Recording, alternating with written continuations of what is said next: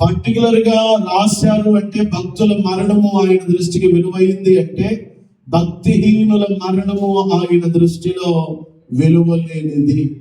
Bible గ్రంథంలో ఇద్దరు వ్యక్తులను ప్రభు అయిన యేసయ్య ఉదహరించారు. ఒకరు ధనవంతుడు, ఇంకొకరు దరిద్రుడు.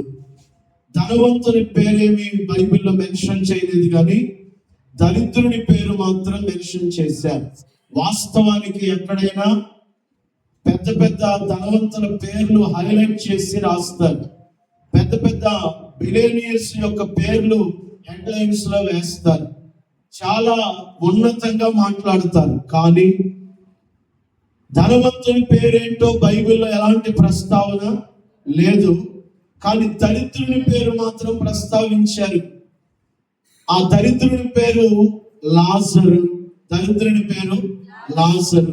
ధనవంతుని పేరేంటని అడిగితే బైబిల్ పండితులు కూడా చెప్పలేరు, ఎందుకంటే అక్కడ మెన్షన్ చేయమన్నా, డాక్టరింగ్ అలా డాక్యుమెంటరీ చేయబడాల, రిజిస్టర్ చేయబడాల అతని పేరు. కారణం ఏంటంటే అతను మిక్కిలి ధనవంతుడు. లేఖనంలో ఒక మాట ప్రభు అయిన యేసయ్య ప్రస్తావించారు, ధనవంతుడు పరలోక రాజ్యములో ప్రవేశించుట దుర్లభము. అంతకంటే వంటే సూది బెజ్జంలో నుంచి యువతల నుంచి అవతలకు సునాయాసంగా వెళ్ళిపోద్దంట. సూది బెజ్జం ఎంత ఉంటుందండి? సూది అనేది మీరు అనుకునే సూది కాదు. చాలా మంది ఏమనుకుంటారంటే బట్టలు కుట్టే సూది కావాలనుకుంటారు. సూది అంటే మీ ఊహల్లో ఉన్నటువంటి సూది కాదు. ఇశ్రాయేలు దేశంలో యెరూషలేము చుట్టూ కట్టబడినటువంటి కోటకి అక్కడక్కడ కాసంత సూది లాంటి ఆకారంలోనే, ఆ షేప్ లోనే కొంచెం రాయికి ఆ పెద్ద పెద్ద బ్లాకులతో ఆ కోట గోడను నిర్మాణం చేశారు. సరిగ్గా సూది ఏ షేప్ లో ఉంటుందో అలాగే అదే షేప్ లో కొంచెం గ్యాప్, ఆ స్టోన్ కి బ్లాక్ కి మధ్యలో ఖాళీ విడిచిపెట్టారు. ఎవరైనా శత్రువులు దాడి చేస్తున్నప్పుడు ఆ సూది బెజ్జంలో నుంచి కోట అవతలకు చూడడానికి అవకాశం ఉంటుంది. లేదా శత్రువులు కోటను చుట్టుముట్టినప్పుడు ఆ సూది బెజ్జం ఆధారంగా వేడి తారుని శత్రువుల మీద బకెట్లతో పోసేయడానికి, శత్రువుల మీద దాడి చేయడానికి, లేదంటే ఆయుధాలతో వారి మీద దాడి జరపడానికి అనుకూలంగా సూది బెజ్జాన్ని పోలినటువంటి ఒక ఖాళీ ప్రదేశాన్ని ఆ కోటలో వదిలారు. దానినే సూది బెజ్జం అని ప్రభు అయిన యేసయ్య ప్రస్తావించారు. వంటె అందులో నుండి ప్రవేశించి ఏవల నుండి ఆవలకు సునాయాసంగా వెళ్ళిపోగలదంట. వంటె నిలబడితే ఇంచుమించుగా ఈ రూఫ్ టచ్ అవుతుంది దాని తలకి. అంత పెద్ద వంటె, ఎంతో ఎత్తుండేటటువంటి, ఇంచుమించు 10 నుండి 12 అడుగులు ఎత్తుండేటటువంటి వంటె ఆ సూది బెజ్జంలో నుంచి ఏవల నుంచి ఆవలకు వెళ్ళిపోగలదంట. కానీ ధనవంతుడు మాత్రము పరలోక రాజ్యములో ప్రవేశించడం మాత్రం బహు కష్టము, దుర్లభము అని బైబిల్ భాషలో రాస్తుంది. కనుక కష్టతరమైన కూడా ఎవరైతే ప్రభు అయిన యేసయ్యను సొంత రక్షకునిగా అంగీకరిస్తారో, ప్రభు అయిన యేసయ్య యందు విశ్వాసం ఉంచుతారో, వారు మరణములో నుండి జీవంలోనికి దాటుతున్నారట. మరణంలో నుండి జీవంలోనికి దాటేస్తున్నారట. ఈవేళ ట్రాఫిక్ దాటుకోవడం చాలా కష్టతరం అయిపోయింది. మనుషుల జీవితంలో ఎదురయ్యే ప్రతికూల పరిస్థితులను దాటుకోవడం కూడా చాలా కష్టతరంగా ఉంటుంది. కనుకనే ఈ లోకంలో అనేకమైన సూసైడ్స్ అటెంప్ట్స్ జరుగుతూ ఉన్నాయి. మన మధ్య ఒక మిక్కిలి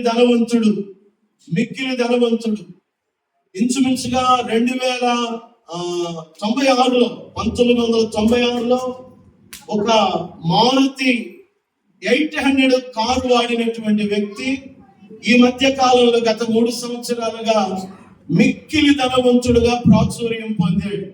నేను ఆల్రెడీ మీకు చర్చలో ఒకసారి ఈ విషయాల గురించి కూడా మెన్షన్ చేశాను. మిక్కిలి ధనవంతుడయ్యాడు.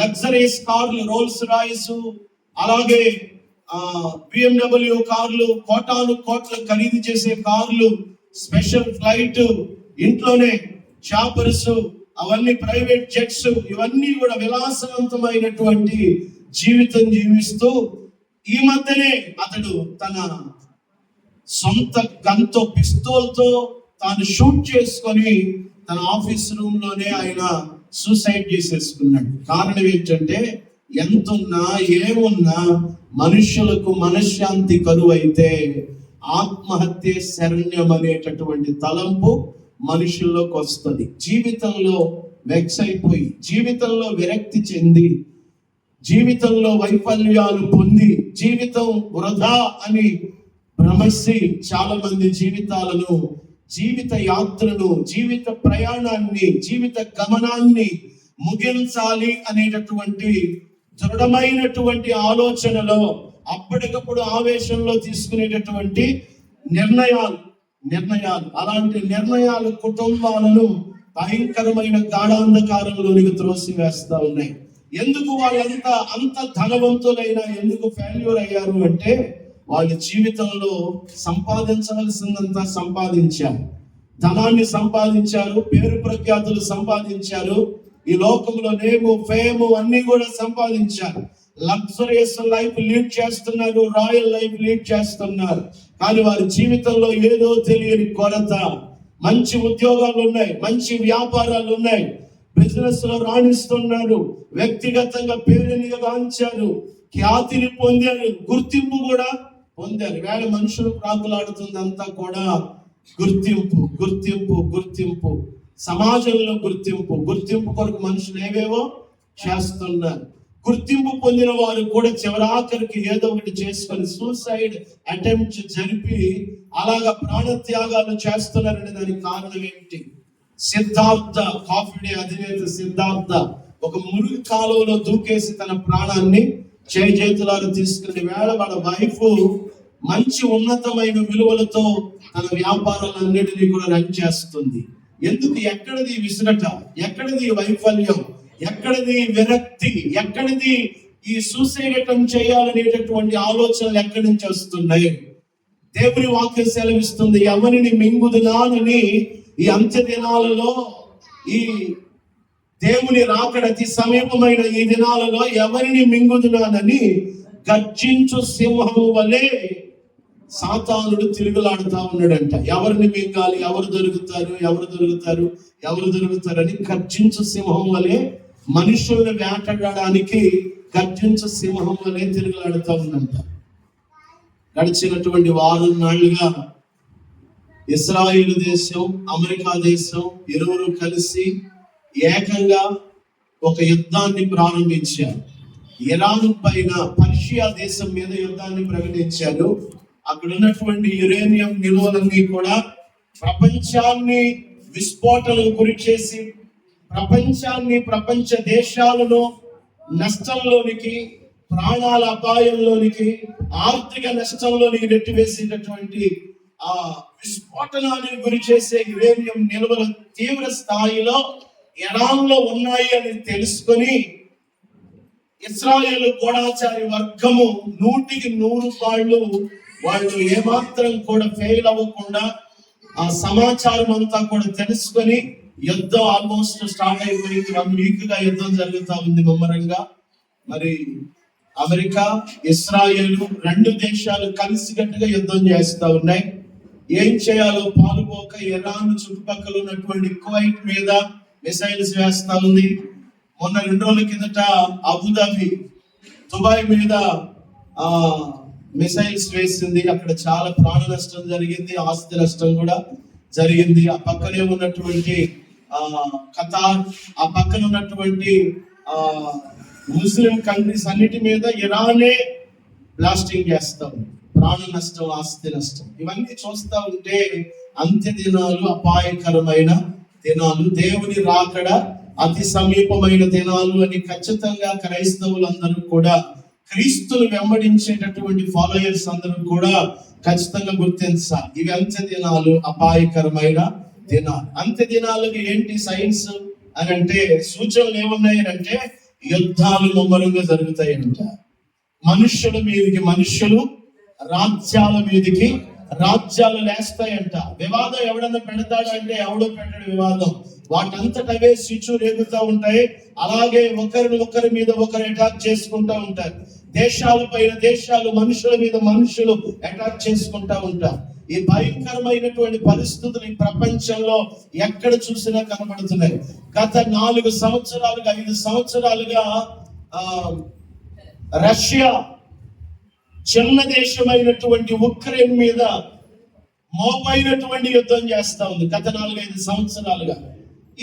ఎప్పుడైతే ఇరాన్ మీద ఇస్రాయేల్ అమెరికా యుద్ధం ప్రారంభించిందో, రష్యా ఉక్రెయిన్ మీద ఇంకా తారా స్థాయిలో యుద్ధం చేయడం ప్రారంభించింది. యుద్ధం ఇంకా మోపెక్కువగా చేసేసి, ఇంకా మోపైనటువంటి యుద్ధాలు, ఇంకా చాలా తీవ్ర స్థాయిలో బ్లాస్టింగ్ చేయగలిగి, తీవ్ర స్థాయిలో నష్టాన్ని కలిగించగలిగినటువంటి పవర్ఫుల్ వెపన్స్ వాడుతా ఉంది రష్యా. ఆల్రెడీ రష్యా మన ప్రక్కనే ఉన్నటువంటి దేశం చైనా మరి ఇరాన్తో వాటి చేతులు కలిపేశారు. ఇక మరో దృష్టి ఎవరి మీద ఉందా అంటే ఇండియా మీదనే పెట్టారు.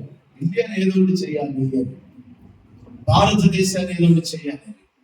భారతదేశం మీద కూడా దాడులు జరిగినా కూడా ఆశ్చర్యకరమేమీ లేదు. లేఖనంలో ఒక మాట ఉంది, అంత భయమేమీ లేదు, లోకము నెమ్మదిగా ఉంది అనుకున్నప్పుడేనట గర్భిణీ స్త్రీకి ప్రసవ వేదన వచ్చినట్లుగా లోకం మీదకి శ్రమ సంభవిస్తుందట.